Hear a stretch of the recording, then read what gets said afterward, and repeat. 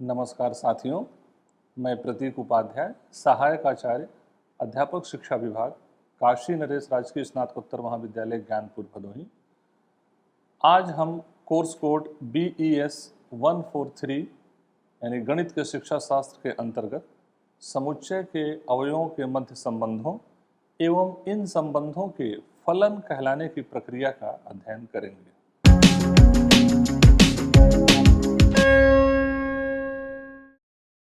जैसा कि हम जानते हैं कि संबंध मानव जीवन की आवश्यकता है।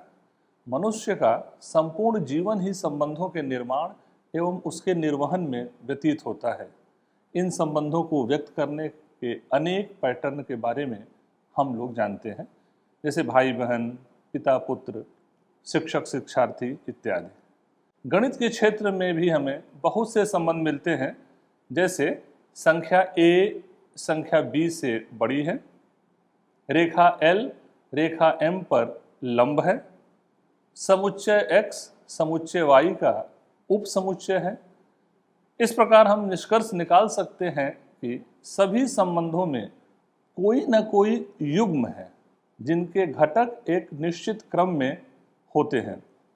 यदि हम दो अलग अलग समूहों की कल्पना करें तो उन दो समूहों के एक एक सदस्यों की सहायता से सदस्यों के युग्म यानी कि जोड़े बनाए जा सकते हैं। आइए हम जानने का प्रयास करें कि ये जोड़े कैसे बनाए जाते हैं।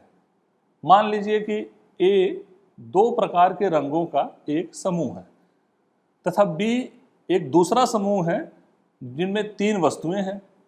तो अगर A में दो रंग है, लाल और नीला, और समूह B में तीन वस्तुएं हैं, बैग, कोट और शर्ट, तो इन दोनों समूहों के सदस्यों की सहायता से रंगीन वस्तुओं के कुल कितने युग्म बनाए जा सकते हैं।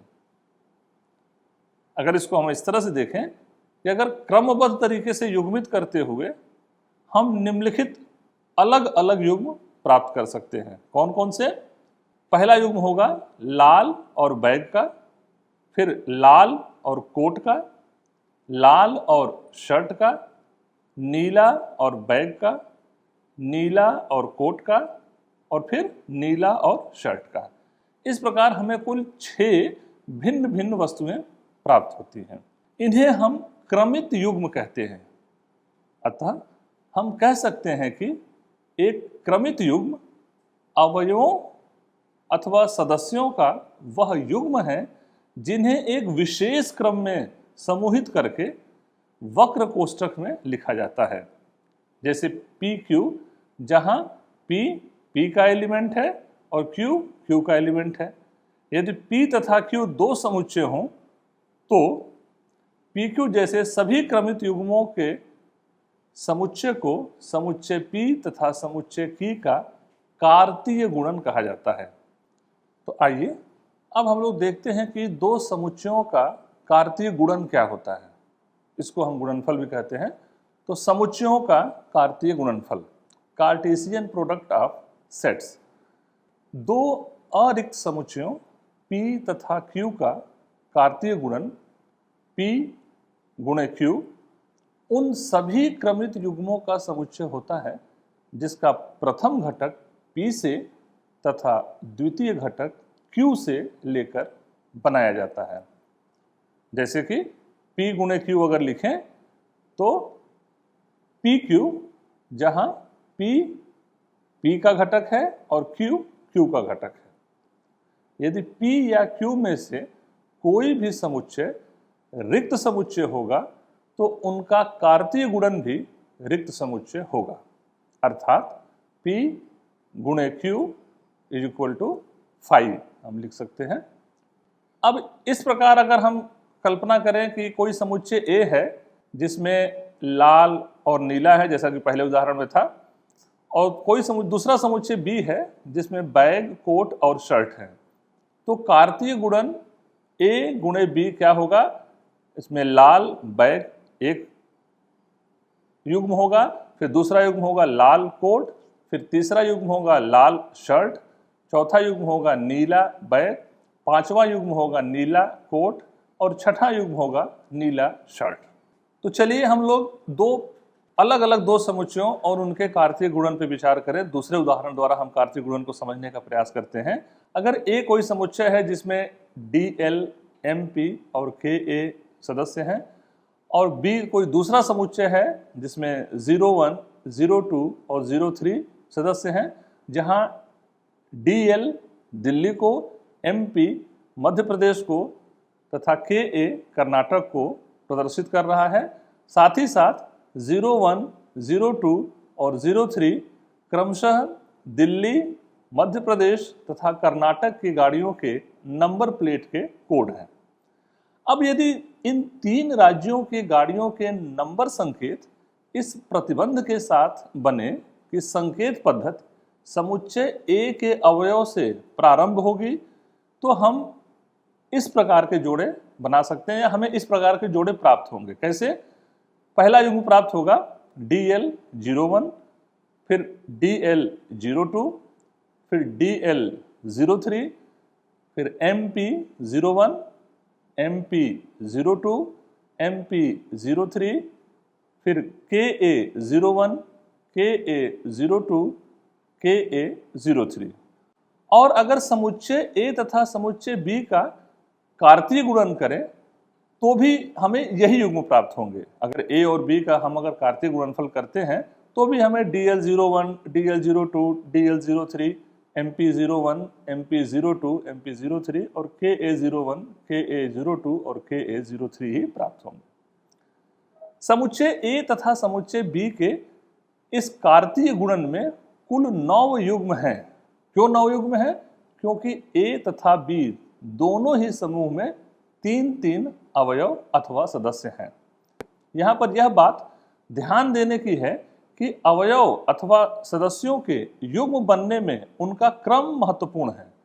क्योंकि अगर हम ये देखें कि सांकेतिक संख्या DL 01 तथा 01 DL आपस में समान नहीं कही जा सकती, क्योंकि दोनों के प्रथम युग्म के प्रथम सदस्य और द्वितीय सदस्य भिन्न हो जा रहे हैं। यदि M कोई समुच्चय हो जिसमें M1 और M2 सदस्य हों तथा N कोई दूसरा समुच्चय हो जिसमें N1, N2, N3 और N4 सदस्य हों, तो M और N के कार्तीय गुणन को M गुणे N लिखा जाएगा। और इसको इस प्रकार से, जैसा कि आप स्क्रीन पे देख रहे हैं, M1 N1, M1 N2, M1 N3, M1 N4, M2 N1, M2 N2, M2 N3 और M2 N4 से प्रदर्शित करते हैं। इस प्रकार हम कह सकते हैं कि दो क्रमित युग्म तभी समान होंगे जब उनके प्रथम संगत घटक तथा द्वितीय संगत घटक दोनों ही समान हों। माने क्रमित युग्म के समान होने के लिए पहला घटक और दूसरा घटक, जब तक दोनों घटक समान नहीं होंगे तब तक हम क्रमित युग्म को समान नहीं कह सकते हैं।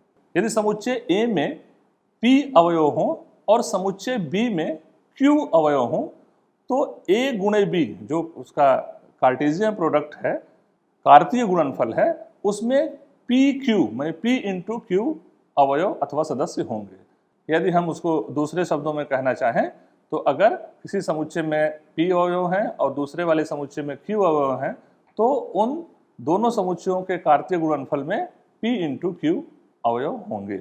यदि A तथा B में, या P और Q कुछ भी कह सकते हैं, A तथा B में कोई भी समुच्चय अपरिमित है तो A गुणे B भी एक अपरिमित समुच्चय होगा। कहने का मतलब ये है कि अगर दो समुच्चयों में से कोई एक भी समुच्चय अपरिमित हो जाता है तो उसका कार्तीय गुणन सदैव ही अपरिमित समुच्चय होता है। आइए अब हम कार्तीय गुणन की इस प्रक्रिया को समझने के बाद संबंध की प्रक्रिया को जानने का प्रयास करें।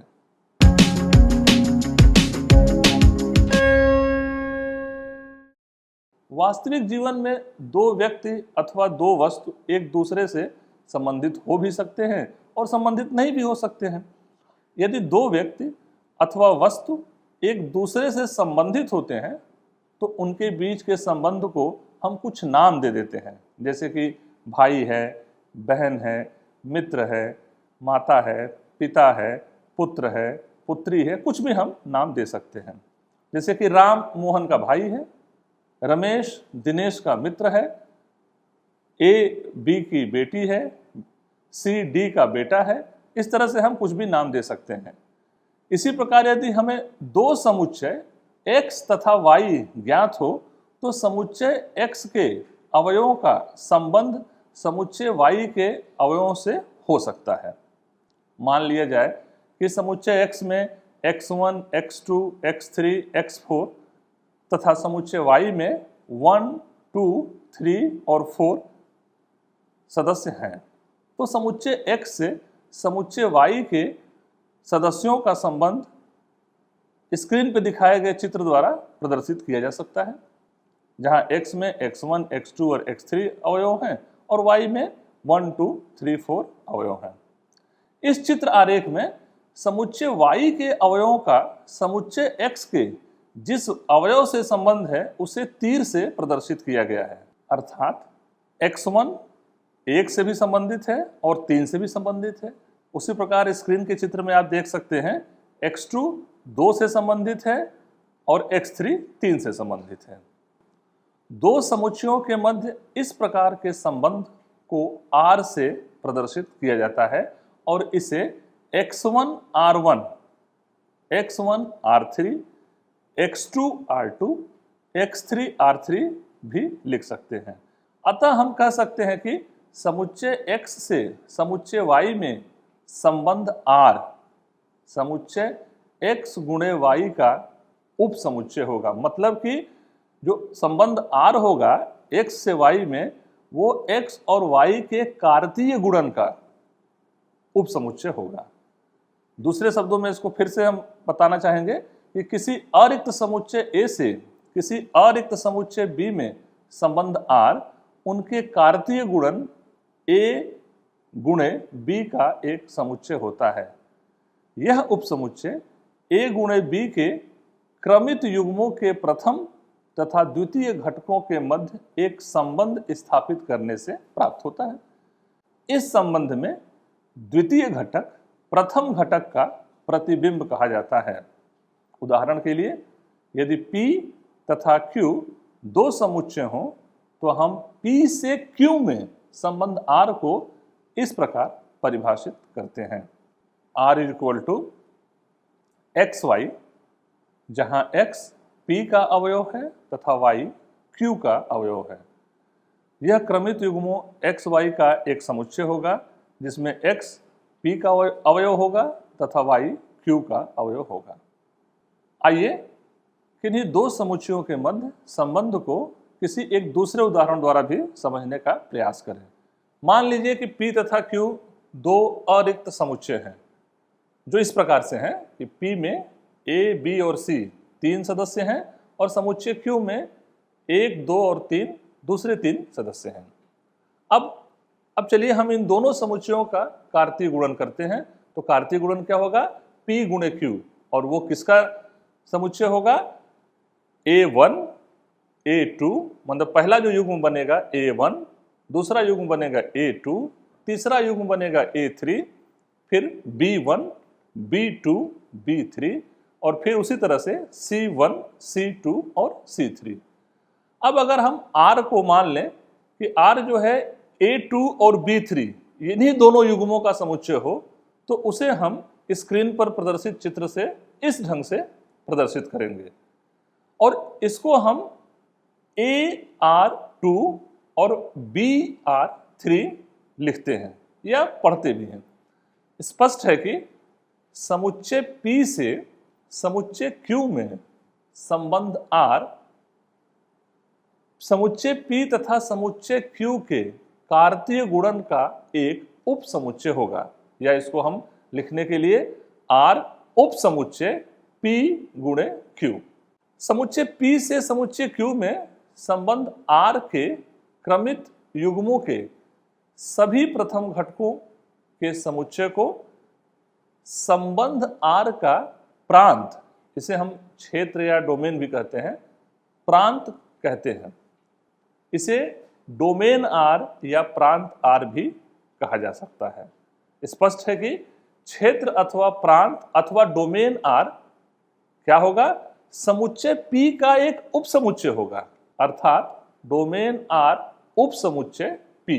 इसको हम इस तरह से प्रदर्शित करते हैं जैसा कि आप स्क्रीन पे देख रहे हैं। इसी प्रकार समुच्चय P से समुच्चय Q में जो संबंध है R है, R के क्रमित युग्मों के सभी जो दूसरे घटक हैं, माने द्वितीय घटकों के समुच्चय को संबंध R का परिसर या रेंज कहते हैं। अगर हम पिछले उदाहरण की बात करें तो उस उदाहरण में रेंज अथवा परिसर R क्या हो जाएगा, 2 और 3। यहाँ स्पष्ट है कि संबंध R का परिसर रेंज समुच्चय Q का उप समुच्चय होगा। जैसे वहां पे P का उप समुच्चय था, वैसे यहाँ पे R जो है, परिसर R जो है वो Q का उप समुच्चय होगा। आइए अब इन संबंधों की संख्या पे विचार किया जाए कि इस तरह के कितने संबंध हो सकते हैं। पिछले उदाहरण में हम लोगों ने एक संबंध के बारे में चर्चा किया। अब हम लोग यह जानने का प्रयास करेंगे कि दो समुच्चयों के मध्य कुल कितने संबंध हो सकते हैं। मान लीजिए कि दो समुच्चय A और B इस प्रकार से हैं, जैसा कि आप स्क्रीन पे देख रहे हैं। A में 2 सदस्य हैं, A और B, और दूसरे समुच्चय B में भी 2 सदस्य हैं, 1 और 2। तो अब इन दो समुच्चयों का कार्तीय गुणन इस प्रकार से होगा, आप देख सकते हैं स्क्रीन पे, A1, A2, B1 और B2। चूंकि A से B में संबंध R A और B के कार्तीय गुणन मतलब कि A गुणे B का उप समुच्चय होता है, अतः A और B के कार्तीय गुणन के जितने भी उप समुच्चय होंगे या जितने भी संभव उप समुच्चय होंगे उतने ही संबंध A से B में होंगे। कहने का मतलब यह है कि किसी समुच्चय A से समुच्चय B में संबंधों की कुल संख्या समुच्चय A और B के कार्तीय गुणन के कुल संभव उप समुच्चयों की संख्या के बराबर होती है।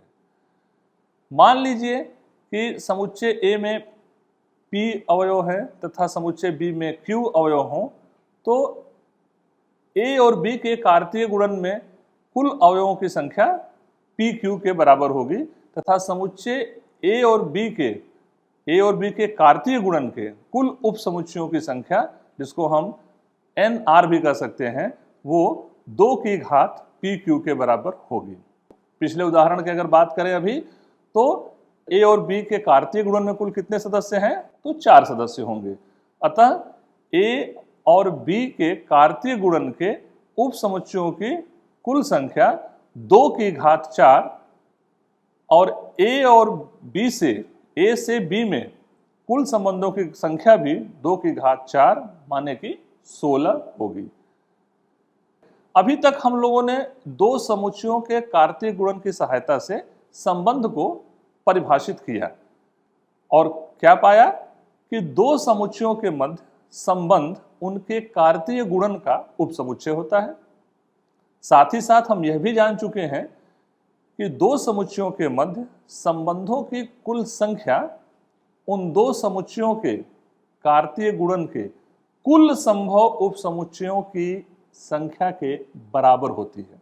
अब हम लोग दो समुच्चयों के मध्य कुल संबंधों में कुछ विशेष संबंधों के बारे में चर्चा करेंगे। क्या है ये विशेष संबंध? इन्हीं विशेष संबंधों को फलन कहते हैं।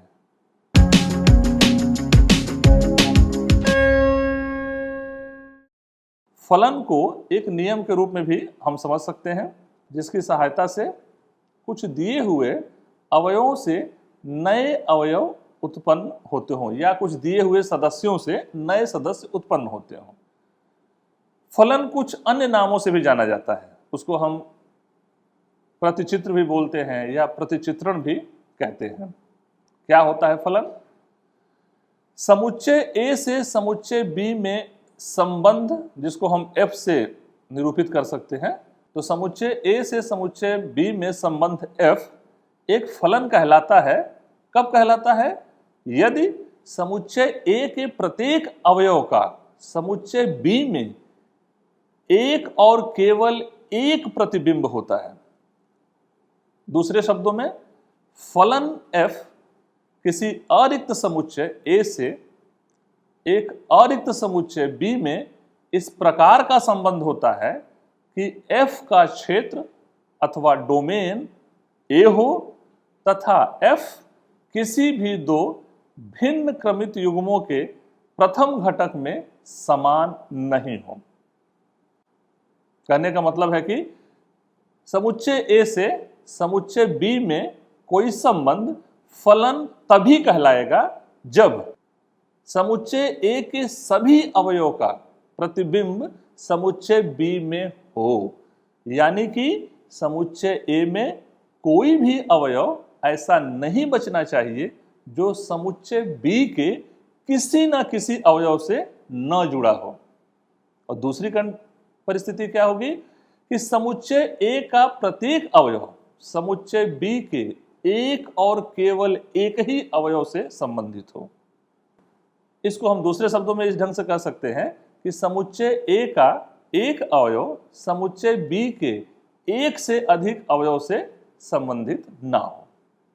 मान लीजिए कि f समुच्चय A से समुच्चय B में एक फलन है और a भी f का एक अवयव है, f को बिलोंग करता है, तो हम fa बराबर fb लिखते हैं। यहाँ b को f के अंतर्गत a का प्रतिबिंब तथा a को f के अंतर्गत b का पूर्व प्रतिबिंब कहते हैं। समुच्चय A से समुच्चय B में फलन f को प्रतीकात्मक रूप से f, जहां a और b के बीच में तीर लगा करके निरूपित करते हैं, जैसा कि आप स्क्रीन पे देख सकते हैं। आइए उसको हम एक उदाहरण से समझते हैं। फलन क्या होता है और किस प्रकार के संबंध को फलन बोलेंगे। सभी संबंध फलन नहीं होते हैं, कुछ विशेष संबंध ही फलन होते हैं, उसको हम उदाहरण से समझेंगे। यदि कोई एक समुच्चय A हो जिसमें तीन अवयव A, B और C हो तथा दूसरा समुच्चय B हो जिसमें चार अवयव 1 2 3 4 1 2 3 4 हो, तो A से B के बीच में ढेर सारे संबंध हो सकते हैं।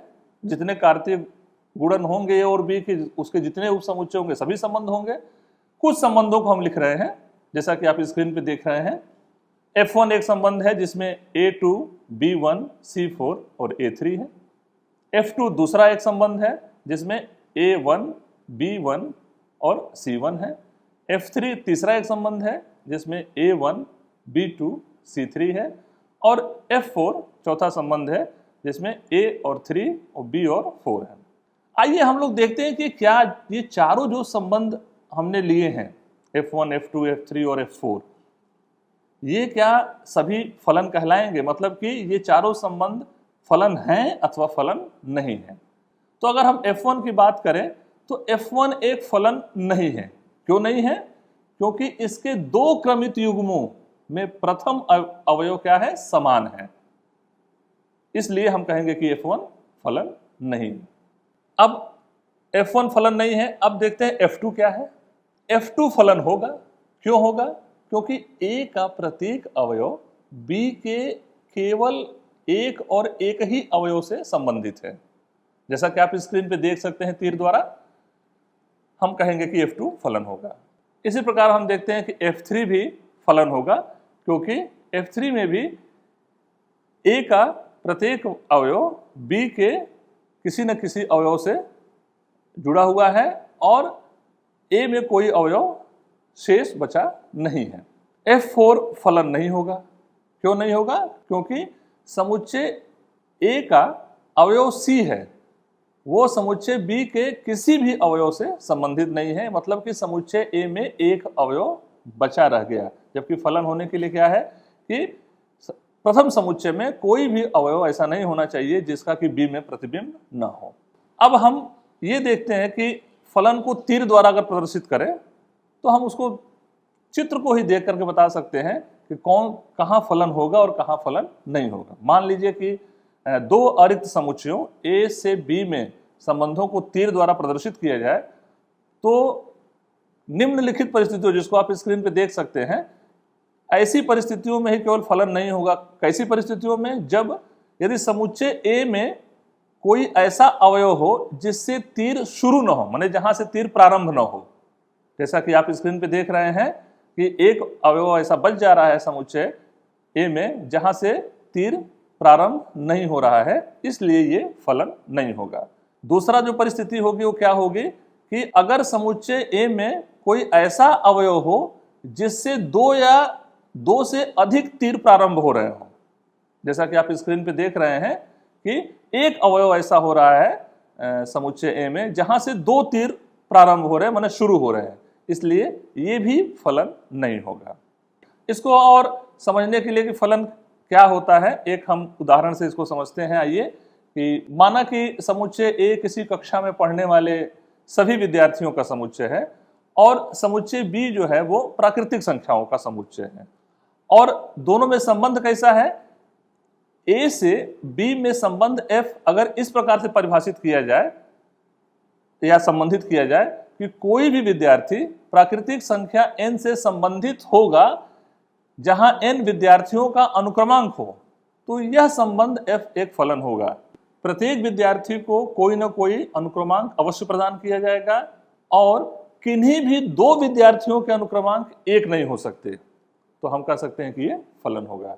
आइए अब आज हम लोगों ने जो कुछ सीखा उसको संक्षेप में जान लेते हैं। क्या क्या हम लोगों ने सीखा, तो सबसे पहले हम लोगों ने क्रमित युग्म के बारे में जाना, उसके अवयव किस ढंग से होते हैं उसको जाना, फिर दो समुच्चयों के कार्तीय गुणन के बारे में जाना कि उनका कार्तीय गुणन किस तरह से प्रदर्शित किया जाता है। अगर समुच्चय ए और बी है तो उनके कार्तीय गुणन को ए गुणे बी लिखा जाता है, और जहाँ ए गुणे बी क्या होगा, ए बी के बराबर होगा, और ए का अवयव होगा और बी का अवयव होगा। यदि ए बी बराबर एक्स वाई हो तो ए बराबर एक्स तथा बी बराबर वाई हम कह पाएंगे। अब अगर हम संख्या के बारे में बात करें तो समुच्चय ए में पी अवयव हों और समुच्चय बी में क्यू अवयव हों, तो ए और बी के कार्तीय गुणन में पी इंटू क्यू माने पी गुणे क्यू अवयव होते हैं। अगर किसी समुच्चय का किसी रिक्त समुच्चय के साथ कार्तीय गुणन करते हैं तो वह भी रिक्त समुच्चय होता है। सामान्यतः हमने ये भी जाना कि कार्तीय गुणन ए गुणे बी गुणे ए के बराबर नहीं होता है। संबंधों के बारे में भी हमने जाना कि समुच्चय ए से समुच्चय बी में संबंध आर क्या होता है, कार्तीय गुणन ए और बी का एक उप समुच्चय होता है, जिसे ए गुणे बी के क्रमित युग्मों के प्रथम घटक x तथा द्वितीय घटक y के बीच किसी संबंध को वर्णित करके प्राप्त कर लेते हैं। किसी अवयव x का संबंध r के अंतर्गत प्रतिबिंब y होता है, और जहां x y जो है वो r को बिलोंग करते हैं, मतलब r के सदस्य होते हैं।